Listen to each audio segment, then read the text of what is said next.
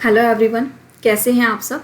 I hope आप सब बहुत अच्छे हैं एंड अपना ध्यान बहुत अच्छे से रख रहे हैं। सिर्फ ध्यान ही नहीं रखना, हमें अपनी स्टडीज़ पर भी कंटिन्यू करना है। चाहे कुछ हो जाए, हमें अपनी स्टडीज़ को अफेक्ट नहीं होने देना। आसपास जो भी सिचुएशंस चल रही हैं उससे अपने आप को अफेक्टेड ना होने दें।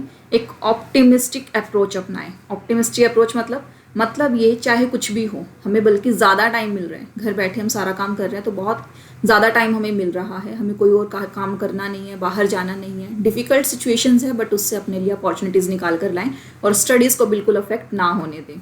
तो बच्चों, अपनी क्लास को स्टार्ट करते हैं। हम लोगों ने अभी तक क्या रीड किया था? Section 184, section 185, section 186, 187, 188 and section 189 हम लोग अपने लास्ट 2 लेक्चर्स के अंदर कवर कर चुके हैं।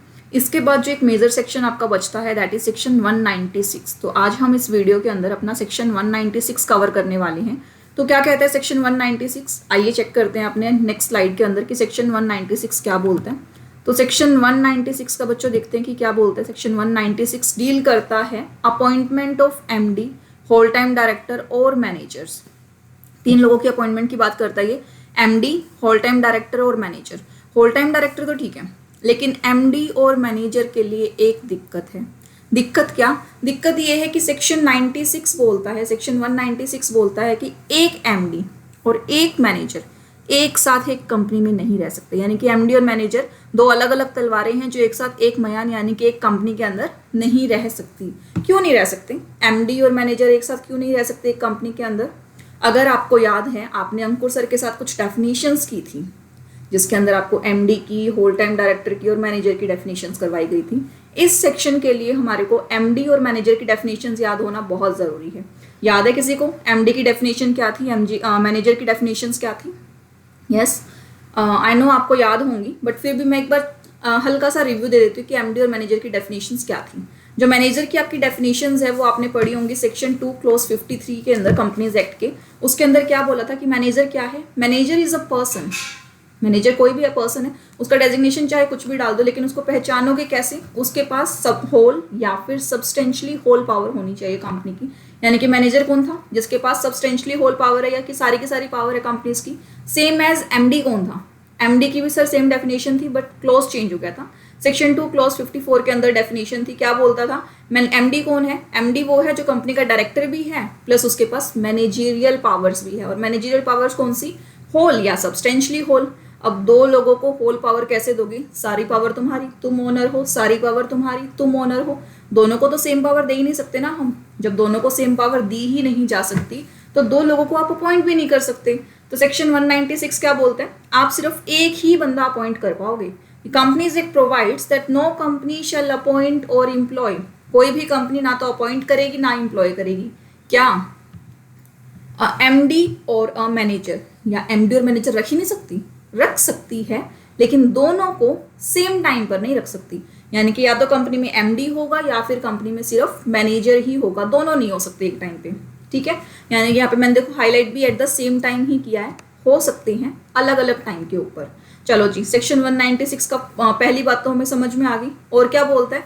अब यहाँ पर रुका नहीं है, क्या बोलता है कि further a company shall not appoint or reappoint any person as its MD, whole time director और manager। कोई भी कंपनी चाहे तो अपॉइंट कर ही नहीं सकती। क्या नहीं अपॉइंट कर सकती? किसी एमडी को, किसी होल टाइम डायरेक्टर को, किसी मैनेजर को अपॉइंट नहीं कर सकती। अभी तो पढ़ा था अपॉइंट कर सकती, बस 2 बंदे एक साथ नहीं हो सकते।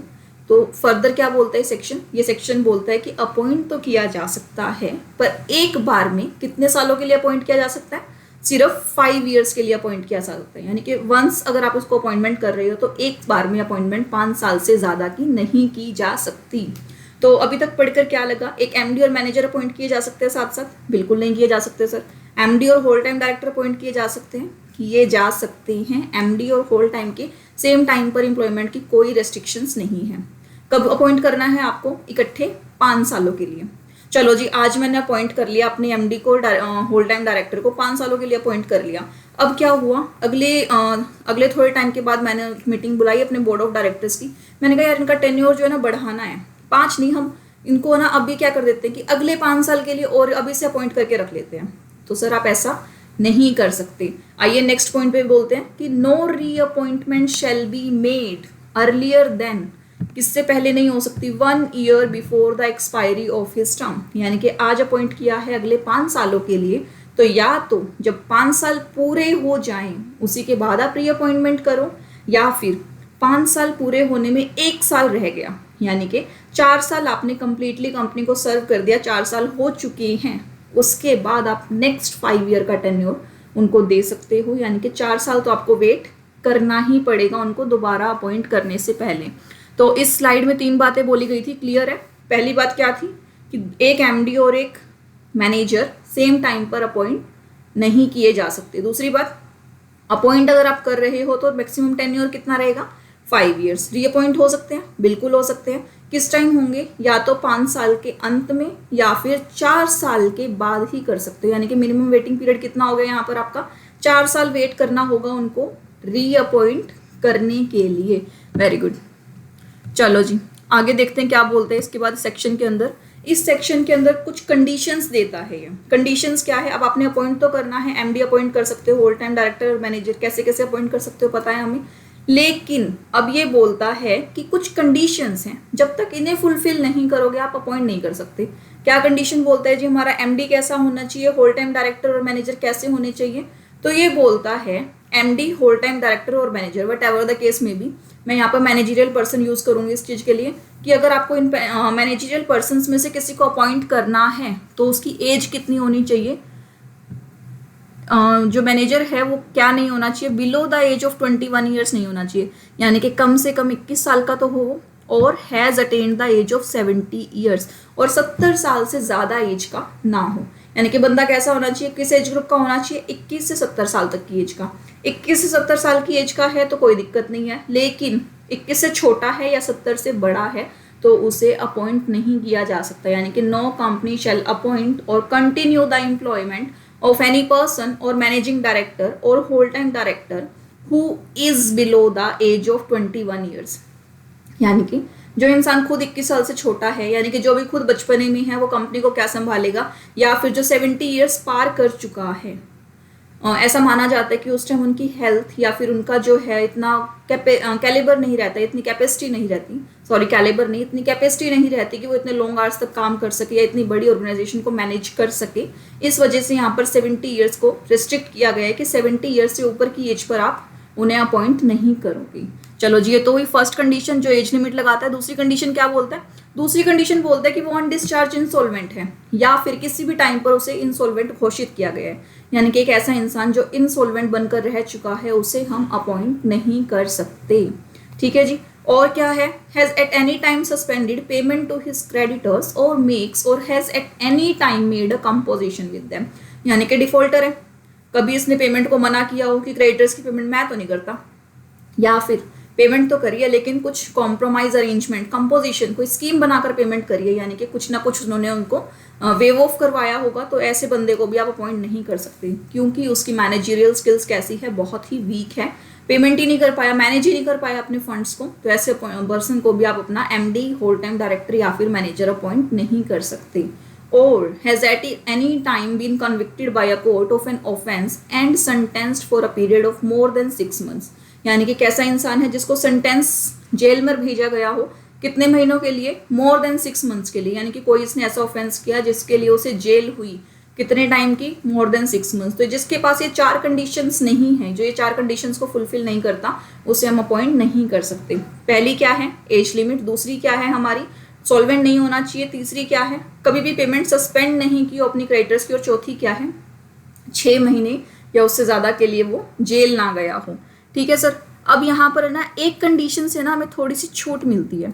ये बोलता है कि चलो 21 साल का तो समझ में आता है, वो बचपने में है। अगर कोई 70 साल का हो चुका है बट आज भी कैपेबल है, मतलब उसके पास इतनी अच्छी पावर्स है, इतनी अच्छी मैनेजिंग कैपेसिटी है उसकी कि वो बहुत ईजिली अपॉइंट करता है, बहुत ईजिली हम सबको मैनेज करता है, तो क्या कर सकते हैं? तो सर अगर आप ऐसे इंसान को अपॉइंट करना चाहते हो ना एमडी, होल टाइम डायरेक्टर या फिर मैनेजर, तो कर सकते हो। कैसे कर सकते हैं आइए देखते हैं। उसको करने के लिए ना हमारे पास 2 कंडीशंस हैं। अब 2 कंडीशन कौन कौन सी है चलिए चेक करते हैं। पहली कंडीशन बोलता है कि अगर कोई पर्सन जिसने अपनी 70 साल की एज अचीव कर ली लेकिन उसका अपॉइंटमेंट करना ज़रूरी है या फिर आपकी कंपनी अपॉइंट करना चाहती है तो कर लो सर। लेकिन कंपनी किसकी है? शेयर होल्डर्स की। जब कंपनी शेयर होल्डर्स की है तो फिर अप्रूवल भी कौन देगा ऐसी कंडीशंस के लिए? एक्स्ट्रा ऑर्डिनरी मैटर हो गया ना, आप अपनी कंडीशन से आउट जाकर यानी कि अपने लॉ से आउट जाकर कुछ काम कर रहे हो तो स्पेशल रेजोल्यूशन लेके आओ। सर बिना स्पेशल रेजोल्यूशन के काम नहीं होगा, यानी कि ऐसी अपॉइंटमेंट की जा सकती है pursuant to a special resolution, in which case the explanatory statement annexed to the notice for such motion shall indicate the justification for appointing such person। यानी कि जब आप स्पेशल रेजोल्यूशन मंगवाओगे शेयर होल्डर से तो उन्हें स्पेशल नोटिस भी तो दोगे, स्पेशल नोटिस दोगे तो एक्सप्लेनेटरी भी तो लगाओगे साथ में। जब एक्सप्लेनेटरी लगा रहे हो तो उसके अंदर लिख दो, क्या लिख दो, क्यों अपॉइंट करना चाहते हो आप एक ऐसे इंसान को जिसने 70 साल की एज कवर कर ली है, क्या उसके पास ऐसी स्पेशल क्वालिटी है या फिर क्या क्राइटेरिया है कि आप उन्हें अपॉइंट करना ही चाहते हो सकता है कि वो आपके लकी चार्म है, या ये हो सकता है कि उनके पास जो स्ट्रेटेजिक माइंड है वो आपको चाहिए अपनी कंपनी के लिए। तो जो भी रीज़न रहा है उनकी अपॉइंटमेंट का तो उसको आपको लिख कर देना पड़ेगा अपने स्पेशल नोटिस के साथ, ठीक है सर। अब ये बोलते हैं कि चलो आपने अपॉइंट तो किया, SR पास नहीं हो पाया लेकिन OR पास हो गया, उस केस में क्या, यानी कि SR तो पास नहीं हुआ, SR पास नहीं हुआ तो आप अपॉइंट ही नहीं कर सकते। तो यहाँ पर कंपनीज एक्ट एक और अपॉर्चुनिटी देता है आपको, क्या देता है, where no such special resolution is passed. यानी कि अब केस क्या है, आपका जो MD होल टाइम डायरेक्टर या मैनेजर जो भी है उसकी एज कितनी है, 70 साल से ज़्यादा, SR पास हुआ नहीं हुआ, SR भी पास नहीं हुआ, तो दो कंडीशंस आपकी फुलफिल नहीं हुई। तो तीसरी क्या बोलता है, ये घबराने की बात नहीं है, पहले देखो कि SR तो पास नहीं हुआ कि क्या जितने वोट अगेंस्ट थे और जितने वोट फेवर में थे उनमें डिफरेंस है, क्या जो फेवर वाले वोट हैं वो एक्सीड करते हैं किससे, अगेंस्ट वाले वोट से। अगर एक्सीड करते हैं यानी कि फेवर ज़्यादा है, फेवरेबल वाला पलड़ा भारी है, तो उस केस में एक अपॉर्चुनिटी आपको मिल सकती है। वो क्या है, वो ये है कि आप एक मोशन, एक एप्लीकेशन फाइल कर दो, किसको, सेंट्रल गवर्नमेंट को, और अगर सेंट्रल गवर्नमेंट को लगता है सही तो क्या होगा, तो वो बंदा आपका अपॉइंटमेंट हो जाएगा, यानी कि उस बंदे की अपॉइंटमेंट है वो बिल्कुल वैलिड मानी जाएगी। तो ये केस क्या हुआ, पहला केस क्या है कि अगर आपको स्पेशल रेजोल्यूशन पास नहीं करवाना तो सेक्शन 196 की 4 कंडीशन फुलफिल कर दो। सेक्शन 196 की 4 कंडीशन में से एक कंडीशन है जिसकी थोड़ी सी एग्जेम्पशंस मिली हैं आपको, वो क्या है, 70 साल से ऊपर के इंसान को आप अपॉइंट कर सकते हो, कब, जब SR पास कराओगे, SR नहीं तो OR भी चलेगा, लेकिन OR के बाद फिर क्या लगेगी, सेंट्रल गवर्नमेंट की अप्रूवल लगेगी, यानी कि सेंट्रल गवर्नमेंट की अगर अप्रूवल मिल जाती है तो वो अपॉइंटमेंट क्या है, वो अपॉइंटमेंट वैलिड है। क्लियर है यहाँ तक? इस स्लाइड में कोई और डाउट है तो आप मुझे व्हाट्सएप कर सकते हैं। और चलिए नेक्स्ट स्लाइड की तरफ चलते हैं आप अपनी। उसके बाद बोलते हैं कि चलो आपने 196 की कंडीशंस देख ली, हो सकता है नहीं फुलफिल हो पा रही, तो आपको सेंट्रल गवर्नमेंट की अप्रूवल भी नहीं चाहिए अब, तो अप्रूवल के केस में क्या करोगे, condition to be fulfilled for the appointment of managing or whole time director or a manager without the approval of the central government appointment as per schedule 5। तो आप शेड्यूल 5 के पास आ जाओ। शेड्यूल 5 क्या बोलते हैं, देखते हैं। शेड्यूल 5 बोलता है कि कोई भी बंदा जो एलिजिबल है for appointment as managing director, whole time director और manager of a company unless he satisfy the conditions namely, यानी कि सेक्शन शेड्यूल 5 ने भी कुछ कंडीशंस लगा दी अपने को, वो कंडीशंस अगर फुलफिल कर सकते हैं हम तो 196 वाली कंडीशन के पास जाने की जरूरत है ही नहीं हमें। चलो क्या देखता है, सेक्शन 196 बोलता है कि person hadn't been sentenced for imprisonment for any period, यानी कि बंदा इतना साफ सुथरा है कि कभी भी किसी भी एक दिन की इम्प्रिजनमेंट के लिए नहीं गया, या फिर उसके ऊपर कभी फाइन ना लगा हो, किससे ज़्यादा, 1000 रुपये से ज़्यादा, थोड़ा सा छूट दे दिया, हो सकता है कभी ट्रैफिक रूल्स वायलेट करते हुए फाइन लग गया, और छोटा मोटा फाइन तो अलाउड है, आजकल तो ट्रैफिक रूल्स में भी हैवी पेनल्टीज हैं। तो आगे क्या बोलता है, for the conviction of any offence under any of the act specified under schedule 5 of the companies act 2013, यानी कि शेड्यूल 5 में कुछ एक्ट स्पेसिफाइड होंगी, किसी में भी कोई ऑफेंस उसने कॉन्विक्ट ना किया हो, किसी में कोई भी ऑफेंस अगर कर दिया उसने तो फिर वो शेड्यूल 5 से भी डिसक्वालीफाई हो जाएगा। यानी कि शेड्यूल 5 क्या बोलता है, किसी भी एक्ट के अंदर जो कि शेड्यूल 5 के अंदर मेंशन है उसमें ना तो इम्प्रिजनमेंट में गया हो, ना ही उसके ऊपर कभी फाइन लगा हो, कितने का, 1000 रुपये से ज़्यादा का। सेकेंड कंडीशन क्या बोलता है, the person hadn't been detained for any period under the conservation of forex and prevention of smuggling activities, smuggler ना रहा हो सर, यानी कि किसी भी टाइम पर स्मगलिंग एक्टिविटीज या फॉरेन एक्सचेंज की स्मगलिंग करते हुए ना पाया गया हो और कभी भी उसे कस्टडी में ना रखा गया हो, और ऐसा बंदा है तो उसे आप एमडी अपॉइंट कर सकते हो बिना 196 की कंडीशंस को फुलफिल किए। और क्या बोलता है ये, the person is resident of India, Indian person होना चाहिए, फॉरनर की मैं गारंटी नहीं लेता। अगर इंडियन पर्सन है और ऊपर वाले 2 ऑफेंसेस में कभी पनिशेबल नहीं हुआ तो आप उसे अपॉइंट कर सकते हो। यानी कि approval of the central government is not necessary if the appointment is made in accordance with the condition specified in part 1 of schedule 5 of the act. यानी कि अगर एज 70 से ज़्यादा भी है और ये 3 कंडीशंस फुलफिल कर रहा है वो पर्सन, शेड्यूल 5 के अकॉर्डिंग अपॉइंट हो रहा है, तो आप उसे अपॉइंट कर सकते हो। उस बंदे के लिए आपको सेंट्रल गवर्नमेंट की अप्रूवल नेसेसरी नहीं है। तो क्या लग रहा है, शेड्यूल 5 कहीं ना कहीं एक लूप होल दे रहा है हमें एक ऐसे पर्सन का जिसने 70 ईयर्स की एज तो क्रॉस कर ली, लेकिन वो बाकी इन ऑफेंस में अगर पनिशेबल नहीं है, रेजिडेंट ऑफ इंडिया है, उसने कभी स्मगलिंग नहीं की हो, या शेड्यूल 5 के किसी भी एक्ट के अंदर वो पनिशेबल ना हुआ हो, तो वो अपॉइंट किया जा सकता है कि नहीं?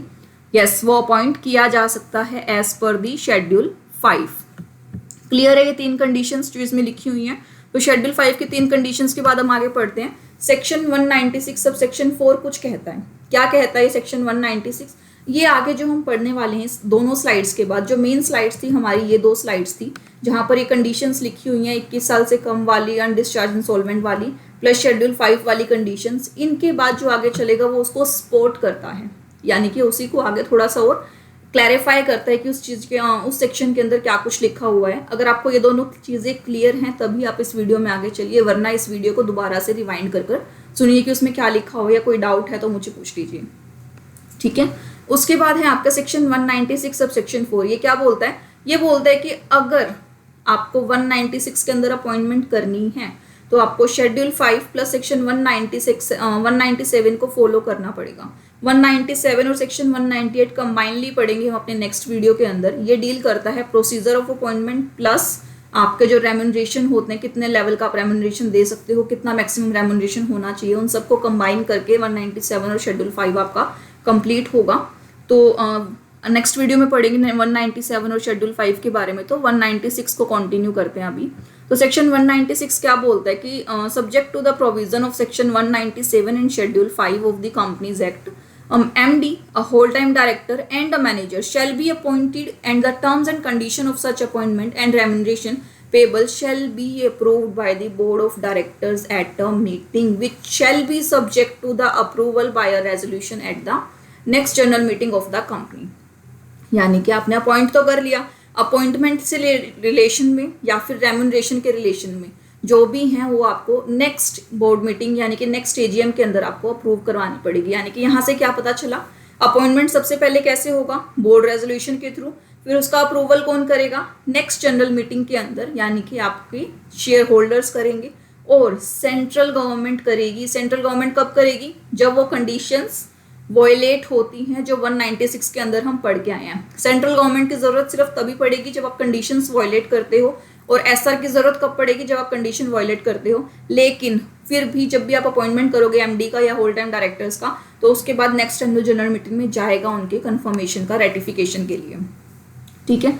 196 सब सेक्शन 5 क्या बोलता है कि that subject to the provision of this act where an appointment of managing director, whole time director or manager is not approved by the company at a general meeting, any act done by him before such approval shall not be deemed to be invalid। यानी कि board of director ने appoint कर लिया एक बंदा as an MD या फिर as an whole time director या एज एन मैनेजर, और उसे बोला गया कि अब ना अप्रूवल लेनी है किससे? मेंबर से, लेकिन तब तक आप अपॉइंटेड हो हमारी कंपनी में एज एन MD, और उसने उस अपॉइंटमेंट के बेस पे कुछ काम कर दिए, कंपनी के अंदर वर्किंग स्टार्ट कर दी। अब जो कंपनी के अंदर वर्किंग स्टार्ट की है वो वैलिड है या इनवैलिड है? क्योंकि अभी तो उसका जो रेगुलराइजेशन तो हुआ ही नहीं ना, जनरल मीटिंग में तो उसको अपॉइंट किया ही नहीं गया, सिर्फ बोर्ड ऑफ डायरेक्टर ने अपॉइंट किया है। तो 196(5) बताता है आपको कि कोई दिक्कत नहीं है अगर बोर्ड ऑफ डायरेक्टर ने अपॉइंट कर दिया आपको और जनरल मीटिंग के अंदर अभी आपका अप्रूवल नहीं हुआ है, तो बोर्ड मीटिंग से टेन्योर से लेकर जनरल मीटिंग के टेन्योर के बीच में जो भी काम आपके MD ने, होल टाइम डायरेक्टर ने या मैनेजर ने किए हैं वो बिल्कुल वैलिड हैं, उन्हें इनवैलिड घोषित नहीं किया जाएगा। वरना तो सोचो कितनी दिक्कत हो जाती, अपॉइंट कर रहे हैं ऐसे बंदे, बाद में उनको अपॉइंट करते ही नहीं, बाद में उनको रेटिफाई करते ही नहीं, और बीच में जो भी काम हुआ उसके लिए तो कंपनी लायबल ही नहीं है, क्योंकि काम किसने किया? किसी भी थर्ड पार्टी ने। ऐसे तो हर कंपनी को लूप होल मिल जाएगा। अपॉइंट करा एक बंदा बोर्ड ऑफ डायरेक्टर्स ने, बाद में बोल दिया जी ना जी हमने तो ऐसा कोई बंदा अपॉइंट ही नहीं किया, और बीच में जितने घपले करने हैं आप कर जाओ, फिर वो बंदा जाने या फिर वो गिल्टी पार्टी जाने या फिर वो प्लेंटिफ जाने, उसके बाद कंपनी तो अपना साफ बच के निकल जाएगी। इसीलिए हमने अलाउ ही नहीं किया कंपनी को साफ बच के निकल जाना। हमने बोला है कि अगर कोई काम बीच में हुआ है तो वो काम इनवैलिड नहीं होगा, हो जाता तो गड़बड़ हो जाती, ठीक है। यानी कि non approval of appointment will not invalidate the act. अगर अप्रूवल नहीं भी हुआ तो क्या हुआ, काम तो करवाया है ना आपने, जो काम करवाया है वो कंप्लीटली क्या है, वैलिड है, क्योंकि वो अपॉइंटमेंट कैसी थी, प्रोविजनल अपॉइंटमेंट थी, या जब आप प्रोविजनल कर रहे हो तो आप उसके लिए लायबल भी हो। या तो आप प्रोविजनल मत करो, पहले सीधा जनरल मीटिंग बुला लो, आप शेयर होल्डर से अप्रूव करवा लो, अगर आपको लगता है कि सामने वाला शायद रेक्टिफाई ना हो पाए हमारे शेयर होल्डर्स के सामने, ठीक है। तो 196(4) और 196(5) समझ में आया। 4 क्या बोलता है, बोर्ड ऑफ डायरेक्टर्स की अप्रूवल चाहिए, शेयर होल्डर्स की अप्रूवल चाहिए और सेंट्रल गवर्नमेंट की अप्रूवल चाहिए। 5 क्या बोलता है, 5 ये बोलता है कि जब तक अप्रूवल नहीं मिल जाती तो बोर्ड ऑफ डायरेक्टर द्वारा किया गया प्रोविजनल अपॉइंटमेंट क्या है, फाइनल है, और उस प्रोविजनल अपॉइंटमेंट के बेसिस पे अगर एमडी ने कोई काम कर दिया, होल टाइम डायरेक्टर या मैनेजर ने कोई काम कर दिया, तो वो काम कैसा है, वैलिड या इनवैलिड, वैलिड, बिल्कुल सही है। तो चलिए नेक्स्ट स्लाइड की तरफ चलते हैं। नेक्स्ट स्लाइड क्या बोलती है, नेक्स्ट स्लाइड बोलती है कि अब मैं कुछ एग्जाम्पशंस दूंगा। एग्जाम्पशंस अच्छी लगती हैं, बिल्कुल, उन कंपनीज को क्या करना है, फॉलो ही नहीं करना। तो एग्जाम्पशंस किसको दे रहा है ये, एग्जाम्पशंस यहाँ आपको मिलेगी प्राइवेट कंपनीज को, एग्जाम्पशंस आपको मिलने वाली है गवर्नमेंट कंपनी के केस पे, और एक और स्पेशल कैटेगरीज है जिससे ऑलवेज एग्जाम्पशन मिलती है, that is IFC IFC private companies, ठीक है सर। तो एग्जाम्पशन प्राइवेट कंपनी को किससे मिलेगी, सबसेक्शन 4 और सबसेक्शन 5 से, यानी कि इन शॉर्ट अगर मैं बोलूं, इन शॉर्ट ये हो गया कि प्राइवेट कंपनी है वो अपॉइंट कर सकती है अपने एमडी को, अपने होल टाइम डायरेक्टर और मैनेजर को किसी भी तरीके से जो वो अपने आर्टिकल्स में लिख दे।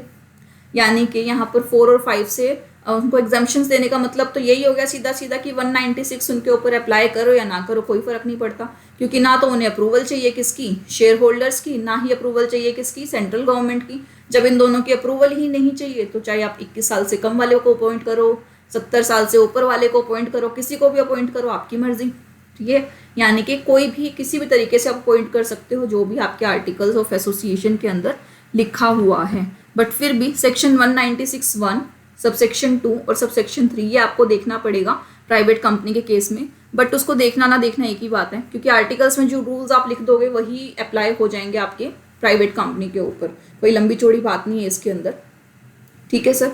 लेकिन प्राइवेट कंपनी के अंदर भी एमडी और मैनेजर सेम नहीं हो सकते एक बार अपॉइंट, ये तो हर कंपनी के ऊपर लगेगा। एक कोई भी कंपनी, चाहे फिर वो प्राइवेट हो, गवर्नमेंट हो या कोई भी कंपनी हो, उस कंपनी में ना तो मैनेजर और ना ही एमडी सेम टाइम पर अपॉइंट नहीं किए जा सकते, क्योंकि इसका जो कंसर्न है वो अलग है। दोनों के पास सब्सटेंशियल होल पावर हो ही नहीं सकती, एक ही पावर है, वो आप एक ही बंदे को दे सकते हो, दोनों को दे ही नहीं सकते। जब दोनों को मिल नहीं सकती तो दोनों एक कंपनी में हो भी नहीं सकते, क्लियर है।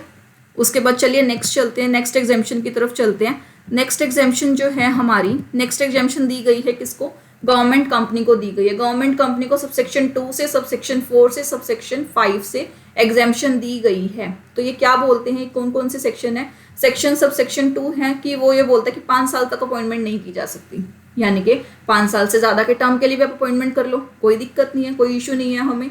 और क्या बोलते हैं कि कोई, यानी कि एक गवर्नमेंट कंपनी किसी भी होल टाइम डायरेक्टर को, किसी भी मैनेजर को, किसी भी एमडी को अपॉइंट कर सकती है for any tenure, any period of time. 10 साल के लिए अपॉइंट कर सकती है, बिल्कुल, 6 साल के लिए कर सकती है, 7 साल कर सकती है।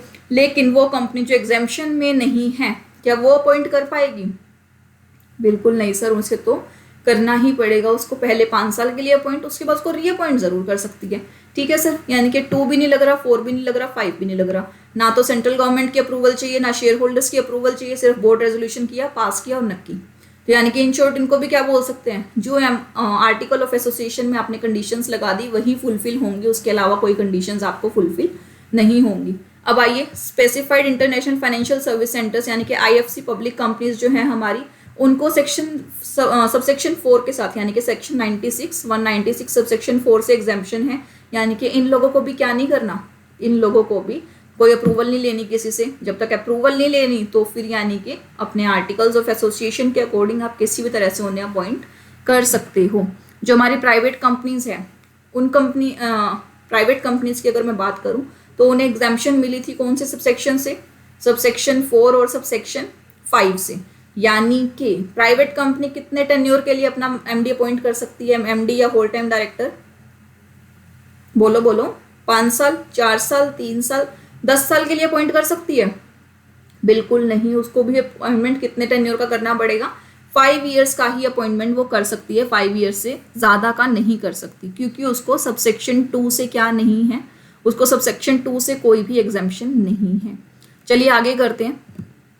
आगे है हमारे पास एक प्रोसीजरल रिक्वायरमेंट है कि जब भी हम लोगों को अपॉइंटमेंट करनी है और अगर हमारी अपॉइंटमेंट के अंदर जनरल मीटिंग्स हैं या फिर बोर्ड मीटिंग्स जो भी हमें होल्ड करना है, तो उसका नोटिस कैसे जाएगा, क्या नोटिस जाएगा? तो ये बोलते हैं कि एक नोटिस भेजना पड़ेगा, चाहे आप बोर्ड मीटिंग करो चाहे जनरल मीटिंग करो। किस चीज़ के लिए? अपॉइंटमेंट करने के लिए। अपॉइंटमेंट किसकी? एमडी की, होल टाइम डायरेक्टर की और मैनेजर की। उस नोटिस के अंदर आप क्या लिखोगे? कंडीशंस लिखोगे, अपॉइंटमेंट की रेम्युनरेशन कितना दिया जाएगा और क्या क्या इंटरेस्ट रहेगा उसका और क्या कैसी किस तरह से अपॉइंटमेंट होगी, जो भी कुछ होगा वो सारा का सारा आपको नोटिस में लिखकर भेजना होगा। यानी कि किसकी अपॉइंटमेंट कर रहे हो, क्यों कर रहे हो, क्राइटेरिया क्या है, टर्म्स एंड कंडीशंस क्या रहेंगी अपॉइंटमेंट की, ये लिखकर पहले मेंबर्स के पास सर्कुलेट कर दो, चाहे बोर्ड मेंबर्स हो चाहे फिर वो जनरल मीटिंग के मेंबर्स हो, तो उन सबको सर्कुलेट कर दो वो लोग, ताकि इन्फॉर्म डिसीजन ले पाएं। ठीक है। उसके बाद सेक्शन 196 के अंदर ही रूल 3 एप्लीकेबल होता है। रूल 3 क्या बोलता है कि अगर आप एक मैनेजरियल पर्सोनल की अपॉइंटमेंट कर रहे हो तो आपको MR1 फाइल करना होगा sir. MR1 within 60 days file होता है, किसके? उसकी अपॉइंटमेंट के बाद। यानी कि आज आपके बोर्ड ऑफ डायरेक्टर्स ने अपॉइंटमेंट कर दिया, प्रोविजनल अपॉइंटमेंट ही क्यों ना हो, जिस दिन से अपॉइंटमेंट की डेट आ गई ना उसके बाद अगले 60 डेज में आपका MR1 फाइल हो जाना चाहिए। ठीक है। यानी कि आपके बोर्ड मीटिंग जिस दिन हुई है उसके बाद 60 दिन के अंदर अंदर आपका MR1 फाइल हो जाना चाहिए। क्लियर है। सेंट्रल गवर्नमेंट की अप्रूवल ना भी आए तो भी आपका MR1 क्या है, फाइल हो जाना चाहिए। ठीक है। आगे पढ़ते हैं। Appointment with the approval of central government, यानी कि जब सेंट्रल गवर्नमेंट की आपको अप्रूवल चाहिए तो क्या होगा? सेंट्रल गवर्नमेंट की अप्रूवल सर तब होगी जब आप 196 के अंदर वो कंडीशंस को फुलफिल नहीं करते हो। In case provision of Part 1 of Schedule 5 of the Companies Act 2013 are not fulfilled by any company, यानी कि वो जो शेड्यूल 5 के अंदर 4 रूल्स पढ़े थे हमने, सॉरी 3 रूल्स पढ़े थे, अगर आपने वो फुलफिल नहीं किए तो आपको किसकी अप्रूवल चाहिएगी? तो आपको सेंट्रल गवर्नमेंट की अप्रूवल चाहिएगी। जो सेंट्रल गवर्नमेंट की अप्रूवल है उसके लिए आपको क्या लगाना पड़ेगा? एक एप्लीकेशन लगानी पड़ेगी। एप्लीकेशन कहाँ लगाएंगे आप? एप्लीकेशन लगाएंगे आप सेंट्रल गवर्नमेंट के पास लगाएंगे।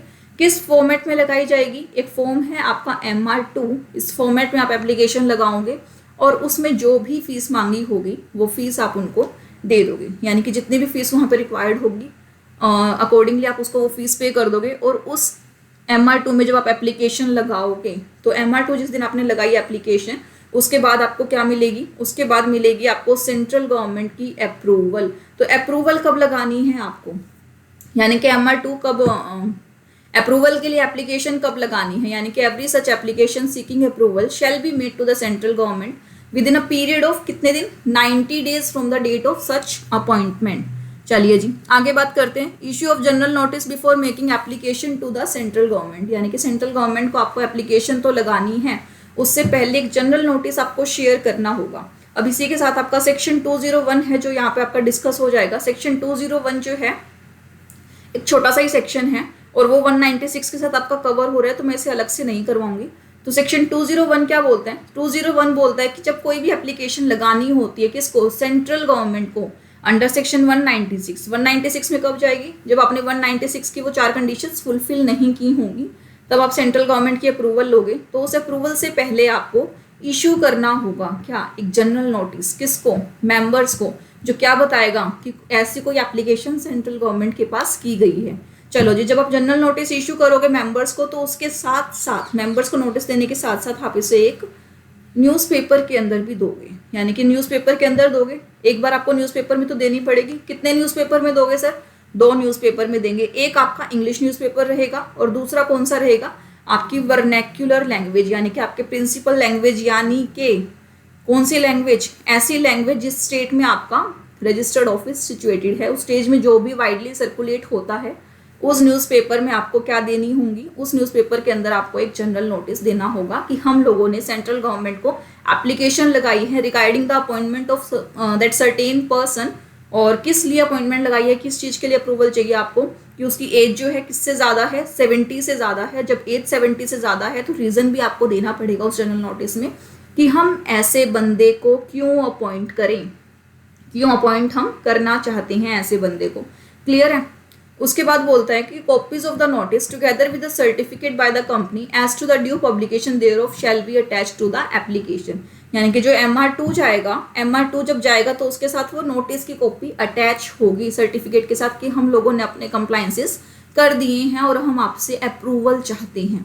देखिए अप्रूवल का टाइम कितना है, कितने दिन में आपको MR2 फाइल करना है, 90 डेज। और अभी हमने पीछे पढ़ा था MR1, क्या था MR1 के अंदर, एक रिटर्न थी जो ROC को जाएगी, कंसर्न रजिस्ट्रार को जाएगी कि हम लोग MD होल टाइम डायरेक्टर या मैनेजर अपॉइंट किया है।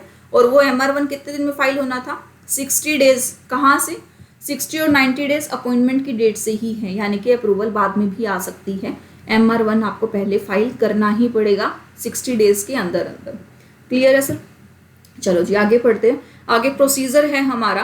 प्रोसीजर क्या बोलते हैं कि MD की अपॉइंटमेंट जो बनानी है ना आपको 196 के अकॉर्डिंग होगी, और जो उसका रेम्यूनरेशन है वो किसके अकॉर्डिंग डिसाइड होगा, section 197 and schedule 5 of the companies act. Part 1 के अंदर तो क्या थी, कुछ क्वालिफिकेशंस थी आपके MD की, होल टाइम डायरेक्टर और मैनेजर की। बाकी रेम्यूनरेशन डिटेल्स भी हम शेड्यूल 5 के अकॉर्डिंग ही पढ़ेंगे। तो चलिए आगे पढ़ते हैं। क्या बोलते हैं, provision relating to managerial remuneration are not applicable to private company, government company and specified IFC public company. यानी कि जो मैनेजरियल रेम्यूनरेशन होगा उसके रिगार्डिंग जो भी चीज़ें हैं वो किसके ऊपर एप्लीकेबल नहीं है, उन 3 एग्जेम्प्टेड कंपनी के ऊपर, प्राइवेट, गवर्नमेंट और स्पेसिफाइड IFC पब्लिक कंपनी। ठीक है सर। तो क्राइटेरिया वही रहेगा हमारा अपॉइंटमेंट का। सबसे पहले क्या करनी है, आपको एक बोर्ड मीटिंग बुलानी है। बोर्ड मीटिंग में अपने सभी डायरेक्टर्स को नोटिस दिया था, जैसा कि हम देखते आ रहे हैं बोर्ड मीटिंग बुलाने के लिए जो भी नोटिस देना पड़ता है, 7 डेज का नोटिस है ना। पढ़ा है आप सबने 7 डेज के नोटिस के बारे में या भूल गए, पढ़ा है। 7 डेज का मिनिमम नोटिस आपको जाता है। अच्छा नोटिस 7 डेज से कम हो सकता है, हो सकता है, बिल्कुल हो सकता है, लेकिन कोशिश क्या करनी है, मिनिमम 7 डेज का आपको नोटिस देना ही है। ठीक है जी। और 73 के अंदर आपने नोटिस दे दिया। और क्या क्या बिजनेस है, take a decision on the person to be appointed on the basis of recommendation of the NRC। अगर NRC है तो आपने NRC की रिकमेंडेशंस लेनी है। पहले NRC की रिकमेंडेशंस आएगी तभी तो वो बंदा बोर्ड ऑफ डायरेक्टर्स तक जाएगा कि NRC की रिकमेंडेशन आई है, इसे अपॉइंट करना है wherever applicable as MD after fully ensuring that he doesn't suffer any disqualifications। यानी कि उसकी कोई भी डिस्क्वालिफिकेशंस नहीं है, चाहे सेक्शन 164 वाली हो, सेक्शन 203 वाली हो। 203 section appointment of KMP and whole time director, ये आप अंकुर सर के साथ कर चुके हैं, तो यहाँ पर मैं इसके बारे में डिटेल में आपको नहीं समझाने वाली। उसके बाद क्या बोलता है आपका सेक्शन 203 है schedule 5 and any other provision of the companies act. ठीक है सर। उसके बाद आगे क्या बोलते हैं कि NRC shall identify persons who are qualified to become down and recommend the regarding their appointment। तो NRC का काम हम लोगों ने जब ऑडिट कमिटीज पढ़ी थी तब किया था, क्या पढ़ा था हमने उसके बारे में। NRC का काम क्या है, देखना, स्क्रीनिंग करना उनकी, और अगर वो बंदा सुटेबल है कंपनी के लिए तो आगे रिकमेंडेशन किसको देना, बोर्ड ऑफ डायरेक्टर्स को। बिल्कुल। तो सेकेंड पॉइंट क्या था हमारा, approval the draft agreement to be signed and executed by and between the company and proposed managing director. ठीक है। यानी कि और साथ में कंपनी को क्या काम करना रखना है, एडवांस में कंपनी को एडवांस में कोशिश करनी है कि जो भी आपका एग्रीमेंट साइन होने वाला है उस एग्रीमेंट की एक ड्राफ्ट कॉपी आप रख लो, ताकि जब अपॉइंटमेंट हो तो सिर्फ साइन करना बाकी रह जाए। जैसे ही साइन होगा एग्रीमेंट क्या हो जाएगा हमारा, एग्जीक्यूट। उसके बाद टाइम डेट वेन्यू फिक्स करो कि आपको कब मीटिंग रखवानी है, जनरल मीटिंग कब करवानी है। उसके बाद notice of the general meeting को भी आपको अप्रूव करना है। यानी कि 196 के परसेंट में जब आपने मीटिंग बनाई तो उसके अंदर ये 2-3 काम आपको करने पड़ेंगे। एक ड्राफ्ट एग्रीमेंट साइन कर लो, टाइम वेन्यू डिसाइड कर लो जनरल मीटिंग का, और हो सके तो एक ड्राफ्ट नोटिस भी आप अप्रूव करवा लो अपने बोर्ड ऑफ डायरेक्टर से। ठीक है सर। और उसके बाद ऑथराइज करो अपनी कंपनी सेक्रेटरी को, यानी कि नोटिस भिजवाना है या जो भी फाइलिंग करनी है, रिक्वायर्ड जो भी फाइलिंग्स है जो भी करनी है वो करे, जल्दी करे और अपना काम फिनिश करें। तो ये सब काम आप कर सकते हैं। और ये वाला काम तो आप कंपनी सेक्रेटरी जो आप CS के स्टूडेंट्स हों उनके लिए रेलिवेंट है ही, यानी कि 196 के अंदर भी आपका रोल आ सकता है। क्यों, आपको जनरल मीटिंग बुलानी होंगी, आपको अप्रूवल्स लेनी होंगी अपने शेयर होल्डर्स की। क्लियर है। यानी कि इसमें अभी तक 196 के प्रोसीजर में हमने काम क्या किया है, बोर्ड ऑफ डायरेक्टर्स की मीटिंग बुलाई है, क्या क्या काम डिसाइड करने हैं वो चेक किया है, और एक लिंक देखो यहाँ से क्या जा रहा है, यानी कि अभी जनरल मीटिंग भी बुलानी बाकी है। तो आइए चलते हैं सेकंड पॉइंट पे। सेकंड पॉइंट क्या बोलता है, hold the general meeting and get the resolution passed approving appointment of the MD. Resolution कैसा चाहिए हमें, ऑर्डिनरी या स्पेशल? स्पेशल की कोशिश करना, ऑर्डिनरी होगा तो सेंट्रल गवर्नमेंट की अप्रूवल लेनी पड़ेगी। In case of appointment of the MD is not in accordance with the provision of Schedule 5 of the Act, the company is required to obtain approval of the central government as per Section 201। तो 201 के अंदर अभी हमने क्या पढ़ा था, ये नीचे 201 वही सेम रिपीटेड है, मैं यहाँ पर दोबारा रिपीट नहीं करवाऊंगी। 201 में क्या था, एक जनरल नोटिस देना है, किसको देना है, मेंबर्स को देना है, प्लस आपको वो जनरल नोटिस पब्लिश करवाना है दो न्यूज़पेपर के अंदर। दो न्यूज़पेपर कैसे, one in vernacular language and second in English वाला। क्लियर है। उसके बाद थर्ड क्या है आपका, the company shall attach copy of this notice with the application together with certificate and due publication thereof. अब ये आपका अप्रूवल हो चुका, आपने नोटिस भेज दिया, उसके बाद आपको क्या करना है, MR2 फाइल करना है। MR2 कितने दिन में फाइल करना था हमें, विद इन 190 डेज। ठीक है जी, 190 डेज के बाद अगर आपके पास अप्रूवल आ जाती है, उसके बाद आप एग्जीक्यूट कर सकते हो अपनी एग्रीमेंट को as approved by the board with the MD, यानी कि with the managing directors. Clear है। उसके बाद है आपकी make necessary entry in the register of director. जिस दिन उसकी अपॉइंटमेंट फाइनल होगी, रजिस्टर ऑफ डायरेक्टर के अंदर उसका नाम चढ़ा दो, आगे फिर अपना काम करना स्टार्ट कर दो। ठीक है sir. The company should file the ROC return of appointment of the MD in form MR1 within 160 days as per the section 196, यानी कि 60 दिन के अंदर अंदर आपको अपॉइंट करवानी है of the appointment and the return must be certified by the auditor of the company. और जब आप ये MR1 फाइल करोगे तो इसको आपको प्री सर्टिफिकेशन कराना होगा किसी भी PCA से या फिर किसी भी PCS से। PCS बोले तो practising chartered accountant and practising company secretary. Clear है। उसके बाद है mandatory attachment for form MR1, यानी कि जब आप MR1 फाइल करोगे तो क्या क्या लगेगा उसके साथ, उसके साथ लगेगी बोर्ड रेजोल्यूशन की कॉपी आपकी, शेयर होल्डर रेजोल्यूशन की copy, consent letter of the MD, central government की अप्रूवल का लेटर, और उसके बाद लगेगा आपका सर्टिफिकेट बाय NRC कमेटी जिसने आपको रिकमेंड किया, प्लस आपको लगेगा फॉर्म DIR 12, यानी कि DIR 12 जो आपका फाइल हुआ है वो 30 डेज में फाइल हुआ है, इसकी कॉपी आपको लगाने की ज़रूरत नहीं है, कि ऑटोमेटिकली वहाँ से पिकअप कर लेता है MC के साइड से। और जब यहाँ पर आपका SR फाइल हुआ है या फिर एक स्पेशल काइंड का रेजोल्यूशन है आपका अपॉइंटमेंट के लिए, जब ये रेजोल्यूशन फाइल होगा तो आपको MGT 14 फाइल करना पड़ेगा। 179 के मैटर्स के लिए आपको कंपल्सरी MGT 14 फाइल करना पड़ता है, और यहाँ पर भी आपको MGT 14 जो है वो फाइल करना पड़ेगा। ठीक है सर। उसके बाद क्या है, inform all concern about the appointment of MD, यानी कि अपनी कंपनी में सर्कुलेट कर दो कि MD अपॉइंट हो गया। It is advisable to issue a general notice in newspaper about the appointment of MD in case of a listed company. SEBI LODR regulations submit disclosure of appointment of MD to stock exchange where the shares of the company are listed within 24 hours of the board meeting and the general meeting। यानी कि अगर आप एक unlisted company है तब advisable है कि आप उसको पब्लिश कर दो, एक जनरल नोटिस दे दो। लेकिन अगर आप एक लिस्टेड कंपनी है तो कंपल्सरली 24 घंटे के अंदर अंदर आपको बताना होगा किसको, स्टॉक एक्सचेंज को, कि हमने नया MD अपॉइंट किया है या फिर हमने नया मैनेजर अपॉइंट किया है। कंपल्सरली बताना है ताकि जो भी कंसर्न्ड इन्वेस्टर्स हैं या स्टेक होल्डर्स हैं उनके पास नॉलेज आ जाए कि ऐसा कोई नया बंदा भी आया है कंपनी में अपॉइंटमेंट के फाइनलाइज होते ही। क्लियर है। चलिए आगे चलते हैं। आगे यहाँ पर जो हम लोगों ने अभी अपॉइंटमेंट का प्रोसीजर पढ़ा है, इसको मैंने एक थोड़ा सा चार्ट फॉर्म में यहाँ पर डाला है, तो आप इसे रीड कर लीजिए। यानी कि सबसे पहले इसने क्या बोला, आपको बोर्ड मीटिंग लेनी है, यानी कि बोर्ड अप्रूवल लगानी है। उसके बाद आपको जनरल मीटिंग में जनरल शेयर होल्डर्स की अप्रूवल लेनी है। After that you have to take the approval of CG की अप्रूवल कैसे आएगी आपकी, MR2 90 डेज के अंदर अंदर। और उसके बाद लास्ट काम आपका क्या बच गया, रिटर्न फाइल करनी है सर आपको किसमें, MR1 के अंदर। कितने दिन में फाइल हो जानी चाहिए हमारी return, with in 60 days of the appointment. Clear है सर। आगे चलते हैं। आगे है यहाँ पर सेक्शन 203 से एक छोटा सा लिंक था इसके अंदर। हमने जब सेक्शन 196 स्टार्ट किया था तो हमने क्या देखा था, सेक्शन 196 के स्टार्ट में हमने देखा था कि एक कंपनी को MD और मैनेजर एक साथ नहीं रखने हैं। अब क्या एक क्वालिफिकेशन और लगा दी सेक्शन 203 ने, वो क्या बोलता है कि एक बंदा है किसी दूसरी कंपनी में, क्या है ऑलरेडी, वो MD है या फिर वो होल टाइम डायरेक्टर है या फिर वो मैनेजर है। तो इस केस में यानी कि वो की एम्प्लॉयमेंट में है, होल टाइम एम्प्लॉयमेंट में है वो KMP, तो उसको हम लोग किसी दूसरी कंपनी में नहीं रख सकते। यानी कि अपनी कंपनी में अपॉइंट करना है तो हमें इंश्योर करना होगा वो ऑलरेडी कहीं एम्प्लॉयमेंट में ना हो। यानी कि according to section 203 sub section 3 of the companies act 2013, whole time की MP shall not hold office in more than one company except in its subsidiary company. तो एक्सेप्शन क्या मिली, एक इंसान जो कि होल टाइम की एमपी है यानी कि एमडी या मैनेजर है किसी एक कंपनी का, वो किसी दूसरी कंपनी में एम्प्लॉयमेंट नहीं ले सकता। किस कंपनी में ले सकता है, जब वो पहले वाली कंपनी की क्या हो, सबसी कंपनी। ठीक है सर। उसके बाद क्या बोलता है, a company may appoint or employ a person as its MD if he is the MD of or more he if the MD या फिर मैनेजर ऑफ वन, यानी कि वो किसी दूसरी कंपनी का ऑलरेडी मैनेजर है। सिर्फ एक ही और कंपनी का मैनेजर होना चाहिए, ऐसा नहीं कि 4 कंपनी का ना, सिर्फ एक कंपनी का। End of not more than one, एक से ज़्यादा का मैनेजर वो नहीं होगा। अगर ऐसा कोई बंदा है जो ऑलरेडी किसी एक कंपनी का एमडी है या मैनेजर है सिर्फ एक कंपनी का, तो उसका अपॉइंटमेंट किया जा सकता है।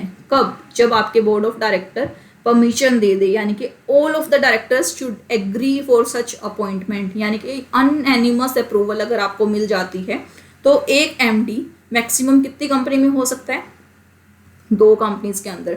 यानी कि वो ऑलरेडी अगर किसी एक में है और board of director unanimous approval दे दे तो अपॉइंट किया जा सकता है। अब एक क्वेश्चन एक ये आता है कि अगर आपने अप्रूवल दे दिया सामने वाले बंदे को अपनी कंपनी में आने का, तो वो पुरानी वाली कंपनी ऑब्जेक्शन नहीं उठाएगी सर। तो उस चीज़ के लिए आपको नहीं देखना, वो एमडी देखेगा कि क्या मैं दूसरी कंपनी में अपॉइंटमेंट ले सकता हूँ, क्या अर्लियर कंपनी ने मुझे रेस्ट्रिक्शंस तो नहीं लगाए हुए।